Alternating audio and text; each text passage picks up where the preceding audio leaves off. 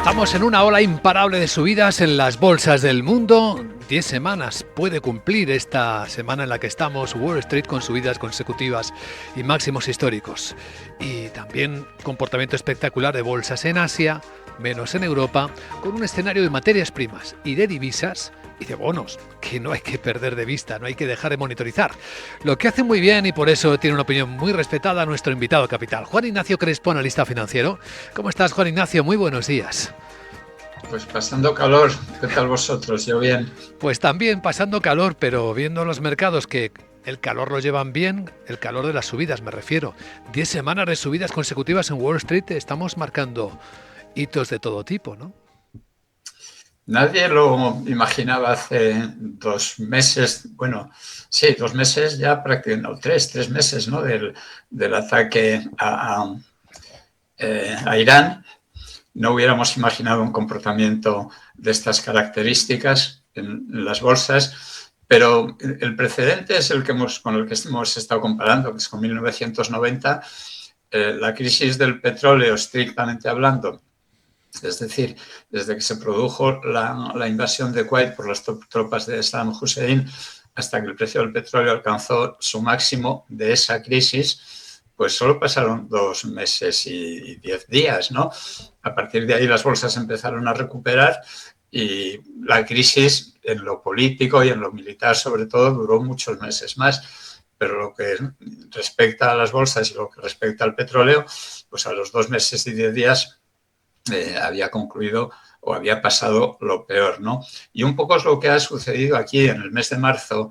Las bolsas estuvieron cayendo, no todo lo que cabía esperar, en realidad cayeron la mitad de lo que cabía esperar o lo que yo estaba esperando, pero a partir de finales de marzo y primeros días de abril, pues las bolsas empezaron a recuperar y el precio del petróleo ya no logró alcanzar un máximo. Bueno, depende de la referencia que tomemos para el petróleo, ¿no?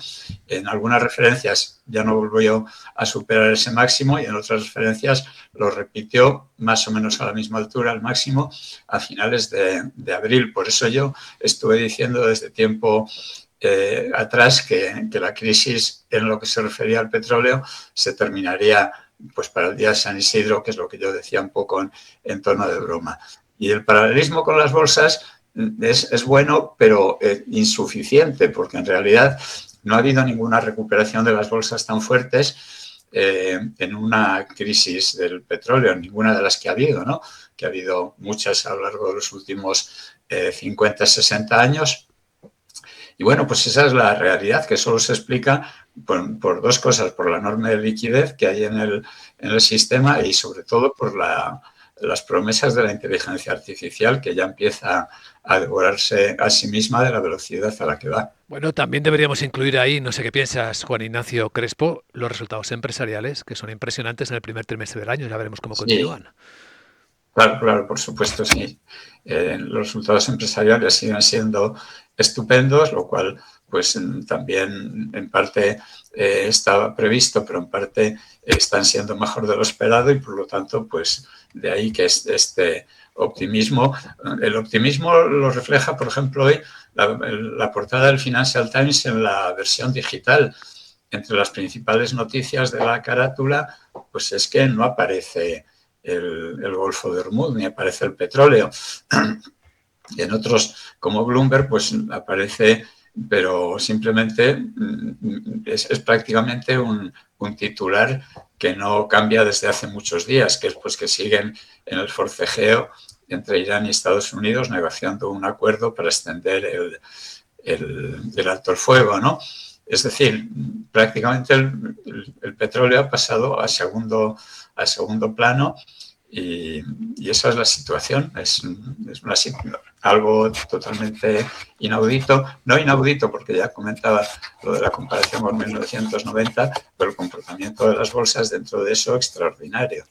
Como bien sabes, Juan Ignacio Crespo, desayunamos con muy buena información. Financial Times, Wall Street Journal, también leemos tu newsletter y hoy recordabas una cosa muy curiosa para quien desea perspectivas sobre los mercados, que hoy el euro cotiza con el dólar igual que el 1 de junio del año 2018, es decir, 8 años después estamos en el mismo sitio, a pesar de quien veía muchos cambios en la relación entre la economía de Estados Unidos y la europea.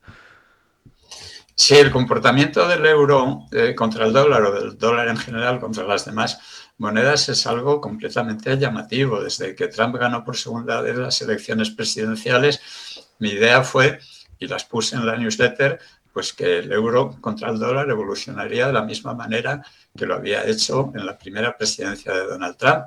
Pensaba en términos porcentuales, no solo se ha dado en términos de evolución porcentual, sino que se producen casualidades de ese tipo, que hoy, de 1 de junio de 2026, cotiza exactamente igual que cotizaba el 1 de junio de 2018. Es decir, a igual periodo transcurrido el primer mandato de Trump que el periodo transcurrido en el segundo mandato de Trump, pues tenemos que la cotización del dólar está exactamente en el mismo punto. Hay un poco de truco porque el dólar se debilitó entonces más de lo que lo ha hecho ahora, pero lo curioso es que la coincidencia esa se da. Eso equivale a una revalorización del dólar algo menor de lo que fue en el primer periodo de Trump, vamos, en el segundo año del primer periodo de Trump, pero es así. Por lo tanto, ha sido muy fácil el seguir la cotización del euro contra el dólar siguiendo lo que hacía en el primer mandato de Trump. Ha ocurrido con otros activos. Ahora mismo algunos de esos activos pues se están desviando ya de la comparación con Trump 1, que es como el llamado a ese primer periodo de Trump. Por ejemplo, pues la bolsa europea está siguiendo exactamente la misma senda que entonces, pero empieza a querer desmarcarse. La bolsa china, hasta hace una semana, 10 días, exactamente igual que en el primer periodo de Trump, y también ahí se está empezando a desmarcar. Bueno, seguiremos viendo porque supongo que ahora quieres que hablemos de bolsas también, ¿no? De bolsas, bueno, y quiero hablar de bonos también, de renta fija, que la gente está muy preocupada. De bolsas, ¿cuál es tu predicción? Tu escenario más posible. Bueno, en esa comparación con el primer mandato de Trump, mi posición ha sido siempre la misma, bolsa al alza con crisis de vez en cuando, ¿no? Y quitando que nos dio un susto que no era tan esperable cuando la publicación de los aranceles el año pasado, el resto ha seguido un poco la misma senda. De acuerdo con eso y de acuerdo con el comportamiento que está teniendo durante la crisis del Golfo, pues lo normal es esperar que las subidas en tendencia continúen hasta el otoño. Y en el otoño yo veo un recorte importante de las bolsas. Lo que pasa es que a lo mejor la inteligencia artificial pues también me deja sin darme la razón, ¿no? Pero es todo tan parecido que lo normal es que en otoño veamos una caída relativamente importante de las bolsas y que puede que vaya a tener que ver con los tipos de interés, que es un tema del que hablaré probablemente mañana en la newsletter. La rentabilidad, por ejemplo, de los bonos en este segundo mandato de Trump está subiendo mucho de la deuda pública americana, quiero decir, y es exactamente lo mismo que hizo en el primer mandato de Trump. Pero ha habido una gran diferencia. En el primer mandato de Trump, los tipos de interés de corto plazo no dejaron de subir. Y aquí los tipos de interés inicialmente bajaron un poquito y después se han quedado estables. Entonces, para mí, un poco la conclusión es que con tipos de largo plazo al alza, inevitablemente vamos a tener tipos de corto plazo al alza en el otoño y eso es lo que puede provocar ese recorte de las bolsas que comentaba. En este momento en el que estamos hablando, Juan Ignacio, el bono a 30 años americano, Estados Unidos está pagando un rendimiento del 5%, 4,99%. ¿Qué expectativa crees que tienen las personas que tienen posiciones en renta fija para los próximos meses en este escenario? Yo creo que van a sufrir, como decía antes, puesto que toda subida de las rentabilidades de largo plazo a quien tiene constituida una cartera, pues le provocan pérdidas en la cartera. Eso es algo que a muchos inversores les cuesta trabajo entender si no están dentro del sistema financiero y tratando con estos temas todos los días. Yo recuerdo momentos de explicar a pequeños inversores el por qué se producía ese fenómeno y finalmente el inversor o el inversor y su familia terminaban diciendo, pero hijos, ¿qué habéis hecho con los intereses? O sea, era algo casi imposible de conseguir explicar bien o conseguir que se entendiera bien el que cuando suben los tipos de interés el que tiene hecha una cartera le provoca pérdidas. Creo que ya es un poco tarde para salirse, pero la perspectiva, en mi opinión, es que vamos a ver tipos de interés de largo plazo más altos en Estados Unidos, más que en un momento en el que se combina